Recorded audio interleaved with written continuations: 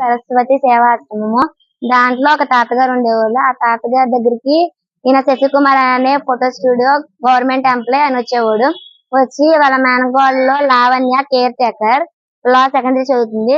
దాన్ని హాస్టల్లో care taker గా అంటే జాయిన్ చేపించడానికి వచ్చారు. తర్వాత వాళ్ళ వైఫ్ పనిశ్రీ అనే ఆమె వార్డెన్ గా జాయిన్ చేపించడానికి వచ్చారు. తర్వాత ఏమో ఆ తాతగారిని పంపించేశారు హాస్టల్ నుంచి. పంపించేసిన తర్వాత ఆయన వచ్చేసేసి అక్కడే ఉండిపోవడము, స్మోకింగ్ చేయడము, ఫోటో స్టూడియో అని చెప్పి నమ్మించడము, చిన్నపిల్లల్ని తీసుకెళ్లి బాపట్ల సైడ్ తీసుకెళ్లి ఒక బాయ్స్ హాస్టల్ తీసుకెళ్లి రూమ్ తీసుకొని పాడు చేయడము బలవంతంగా. వద్దు వద్దు అన్న చేతులు కట్టేసి మరి చేస్తున్నాడు. ఒప్పుకుంటేనేమో అలాగ అంటున్నాడు. ఒప్పుకోపోతేనేమో అదే చెంప మీద కొట్టేసేసి జుట్టు పీకేసేసి ఈడ్చుకొచ్చి మొక్కల దండ వేపిస్తున్నాడు నైట్. చిన్న చిన్న విషయాలకు కూడా సీరియస్ అయిపోతున్నాడు.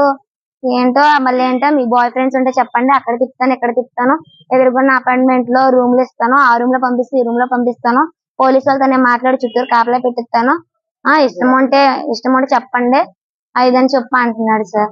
చాలా మిస్బిహేవియర్ గా చేస్తున్నాడు సార్. శశికుమార్ హాస్టల్ లో వెరిఫైర్ సార్. గవర్నమెంట్ హస్బెండ్ అవుతాడు సార్. హాస్టల్ వార్డెన్ పనిశ్రీ, తనకి హస్బెండ్ తన సెకండ్ వైఫ్ సార్.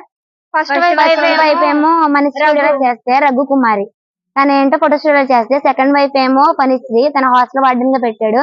వాళ్ళ హస్బెండ్ ఏంటో శశికుమార్, కేర్ టేకర్ అంటే లావణ్య వాళ్ళ మేనకోడలు సార్.